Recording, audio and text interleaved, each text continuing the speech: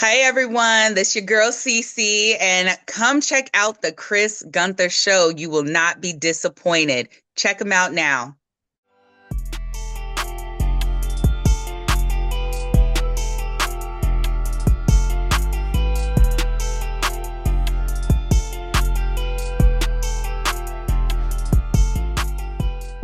What's going on, y'all? Welcome to the Chris Gunther Show. Thank you so much for watching. Remember to like and share this video. I would greatly appreciate it.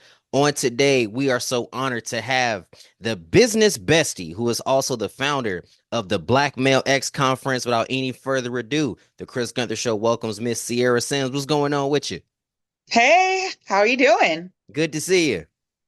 Good to see you too. Thank you for having me. Oh, thank you for agreeing. Very busy woman. It's not like every day I'm talking to a business bestie who also is a best-selling author and an award-winning entrepreneur. Well, how you doing? I'm here.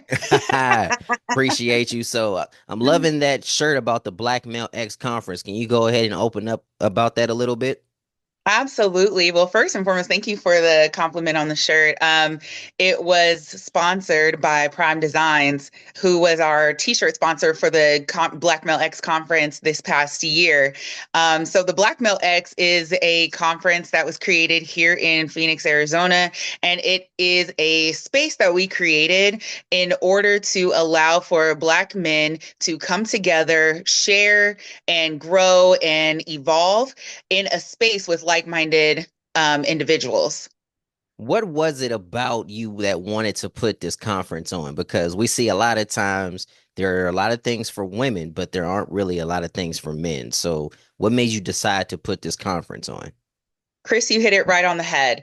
I attend a lot of conferences, I speak at conferences, and in these spaces where I'm at in my journey, I noticed that there were a lot of conferences for women, but there was nothing empowering for men. They and what I noticed, right, because I'm also a part of the Divine Nine and that world. So what I saw was that, okay, member-based organizations, that's where you're going to get your conferences from. Or, faith-based organizations. You had to be a part of some type of organization in order to have that conference if you were a man. So I was like, let me do some market research. I ended up doing a survey on 100 men, and the feedback that I got was exactly what I thought. They felt that there were not enough resources, even if they wanted to attend a conference that was not necessarily for women, it was geared towards women. For example, the colors, the themes, the amount of the attendees were not men. A lot of them were women. And so they did not feel in those safe spaces. So that's where I was like, oh, you know what? Let's create the space. I'm going to take my event planning side and skill set that I have, and also fill this need and this gap, and bring it together. And let's have a conference. And that's what he did in 3 months. I like how you slid in there event planning because you're also an award-winning event planner. Yes, yes. So I've had my event planning business, Sis Events and Services. We're going on 6 years. Sis stands for Sister Inspiring Society. And what I do with my clients, so every wedding or event that I plan, a portion of those proceeds go towards a scholarship at the end of the year. This past year, we were able to award a $1,000 scholarship to a well-deserving student at Howard University. So we're super excited to continue that on. And translating into that with the conference, we collected enough funds to give out another $1,000 scholarship at the for a Black male specifically. So any proceeds we get from the Black Male X conference, we are dedicating those funds to a scholarship. The last Black Male X conference was in Phoenix, and I believe that the one in January next year, I could be wrong, but I believe the next one is going to be held in Phoenix as well. Yeah, so the first one was in Tempe. This one is going to either be in Phoenix or Mesa. I've gotten a lot of inquiries to move it to a different state. So that is something that I am looking at to continuously grow this network, is to move it to a different state as well. But yes, this one is June 27th through 29th, 2025, and it will be in either Phoenix or Mesa, Arizona. But definitely based off the people who are coming to me and reaching out to me in my inbox, I might be, moving it. doing a little trail. With all the people that have reached out to you about it, and when you Mhm. first started, everything started as an idea, and from there it became execution, and from execution it became reality. When you see all the work that you put in, do you sit back and say, wow, it was all worth it? Absolutely. Just even seeing, the teens that were present and, we had a Phoenix Cardinal player, Paris Johnson Jr. He came out and had lunch with some teens and they exchanged numbers. And just to have that personal, when they see an NFL player really taking into them and saying, hey, let's just play video games, like that means something. That's a lasting impression. It sure That is. alone was worth it. And then, being on the news and having the Daryl show come out from the Arizona news station, come out and just be a part of the conference and give his feedback and literally saying, I want to be a part of this. Like that right there is worth it. Seeing all the growth and development, all the connections that were made. There's networking that gone. I've seen people even from the time of June till now who met at the conference and have now their own things that they're doing in growth and development in business. And that's what it's about, expanding the business network and the personal development of the brotherhood and also those Black owned business owners who are looking to grow and scale their business. And that's exactly what I wanted. How open were you to expansion? Because sometimes when something is a hit in one place, you say, well, let's just stay here. So how, much did you have to really open up to the idea of expanding? I'm open to it, as long as, the word is out. That's what I care about. I didn't care, and I told my team this, I didn't care if one person showed up or thousands of people showed up. We're still doing this, and let's continue to see it grow and move. And so when I reached out to my mentor, Dr. Will Moreland, which actually the Black Male X Leadership Achievement Award is named after him, and I Excellent. talked to him about it, and he put that bug in my ear, like it's okay to expand, keep expanding, and scales that you can grow and then grow further. So we're doubling. That was the call of action at this last conference, is let's double the conference. We had 100, let's double to 200, and then let's continue to grow from there. So I'm open to expansion. I'm open to moving it anywhere that, that it's needed and that we can make an impact, which I feel is all over the place. So I'm open to it and I'm ready to go. You've made an impact in a lot of spaces, from being an entrepreneur to being an author. I'm gonna, shout out these, next two terms, and you just let me know what comes to your mind about it. Okay. Women rising to. Development, evolvement, journey, um, transition. Those are things that come to my mind because it had to do with, and I'm going to talk particularly about my chapter in that book. It had to do with my journey of my confidence and how I was in a space where my confidence was not there. The bold, extroverted personality that you see today was not that way in my teens and my 20s. It had to develop, and so it goes to show. Where I came from, coming from a world of domestic violence, coming from a world of feeling knocked down all the time, or just not having the confidence to let my voice shine.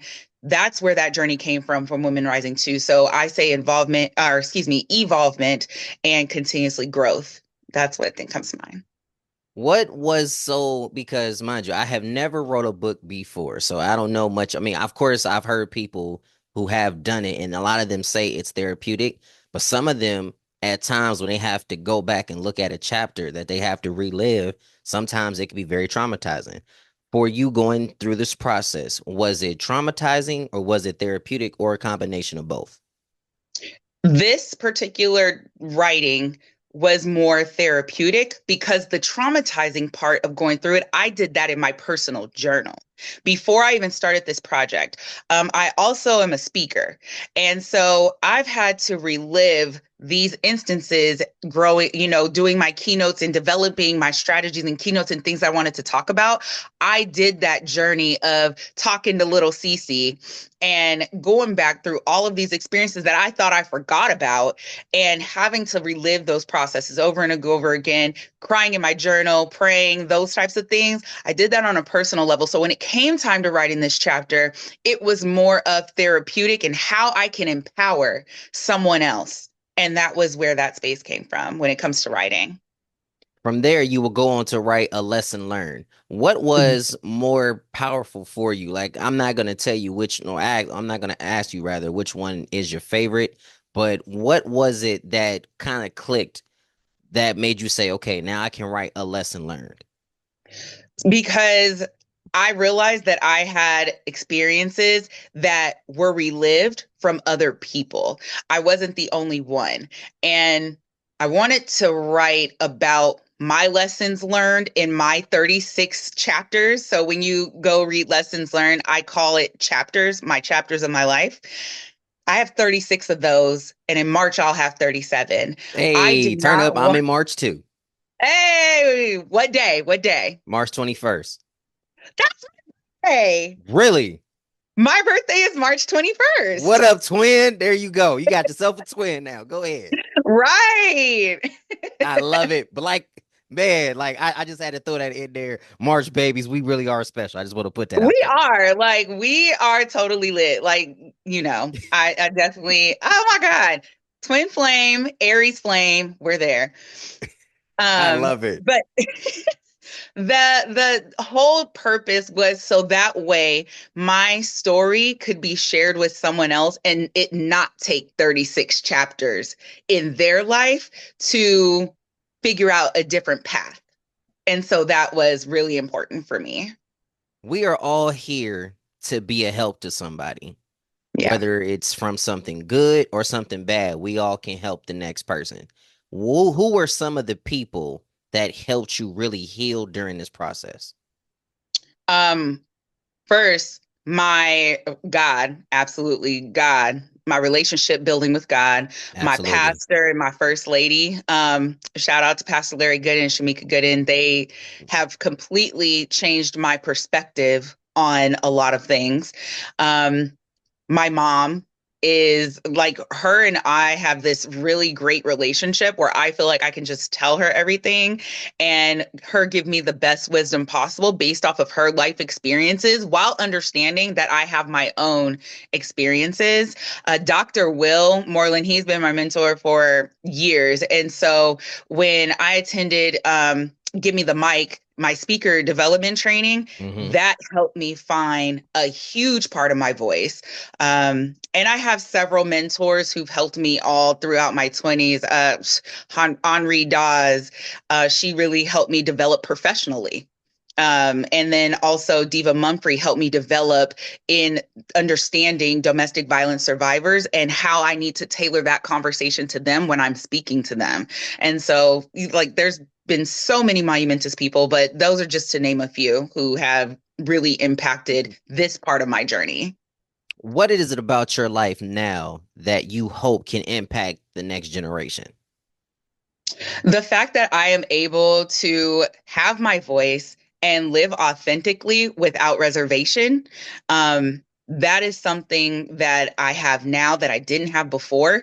And now that I found it, I'm not willing to let it go anywhere or have anyone tell me that it's wrong or anything like that. So that has really been a strong point as to how I live my life. And I think that's really impactful for the next generation. No, you don't have to conform to anyone or anything. You are your own individual person. You're the only one breathing that breath right now.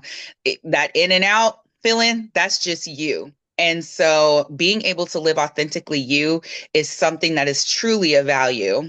And I think that that is what I want people, the next generation, to always know about me. Was it hard for you not to conform, especially in a world that's forever changing? No, once I found that voice, no, not at all. What was hard was me being able to accept it for myself Hmm. that, wow, Cece, like you really doing this, or wow, like this is really you. So like even when people give me those accolades or they say those accolades when I'm, talking and things like that. And they're like, but you're this and you're that. It's still like, yeah, I am, but I'm humbled by that. And I appreciate that work that I've done. But I look at it as I needed to grow and develop myself. And finding that voice was what helped tailor that. And my cousin Tanya, she really helped me to be able to be okay with being a mental lover and a mental friend in that mental capacity versus an emotional one. So I'm not the friend that people call with their shoulder to cry on. I'm that friend you call when you want to solve a problem. And so I had to be okay with that. We all need friends like that. Everybody has a different category of a friend, okay? You got the Right, friends that's going to tell you what you need to hear. You got the right. friends that are going to help you solve problems. And then you have those friends that sometimes you could call on and they just let you vent, no judgment. But you also have those people like yourself who provide safe havens. How are you able to be a safe haven, especially in a world that sometimes can be very dark? I'm a safe haven to people I care about because I know what it's like to need a safe haven and what that required. From my perspective, it required, patience. It required, which I really don't have patience for a lot of things at all. I know the Aries feeling. life, Yeah, like I just am not a I patient don't person. have patience. My wife knows I am not a very patient guy, so I totally get it. Say I'm not patient, but I do know how I can provide support. So if you need the safe haven for these things, I can definitely be that support for you. I'm a huge person to support. I have a big heart. I'll give you the shirt off my back, the last that I have. But that's what it took for people, for me to understand how I can be that safe haven for you. And so as long as those people are okay with that piece, then I can be all you need me to be in that boundary. As we're coming to the end, I really enjoyed this conversation. You're a busy woman, you got stuff to do. As we're coming to the end, how can people continue to tap in and support you in the ways that not only benefits you, like not only that benefit you as far as, the books and things of that nature, but how can they maybe want to pour into you or collaborate with you going forward? So you can follow me on Instagram at CC Sims. That is my personal professional Instagram. So that's where you'll see all of the speaking engagements that I'm going to be speaking at, where you can purchase the books, where you can be a part. However, for the conference, we're looking for those to come in, come sponsor, come be a part, be a participant. We're looking for speakers. We're looking for panelists, vendors, things of that nature. And you can follow that page on Instagram at the Black Male X. Also, follow both of those link trees, the Black Male X link tree, and also my personal link tree is Sis Speaks. So Sis stands for Sisters Inspiring Society. So you won't forget what Sis means, but that's how you can continue to connect with me. Before we get out of here, I really want you to expand a little bit more, particularly on the Black Male X conference. And the reason why, as a young black male, we all need places that, hey, sometimes when we're not feeling our best, we're trying to figure out a way, well, how can I get back to my best? 2025 is around the corner. Why should Mhm. somebody want to come to the Black Male X conference in 2025? So, Chris, anytime I'm asked why they should come, it's because what outlets do you need? I ask, are you prepared with everything that you need emotionally? Where are you at in your feelings? Where are you at when it comes to moving to the next level of your life? What are you doing here? Why are you here? What do your finances look like? Do you have a mentor in your life? Do you have the wisdom that you need to be able to progress? Do you have the network?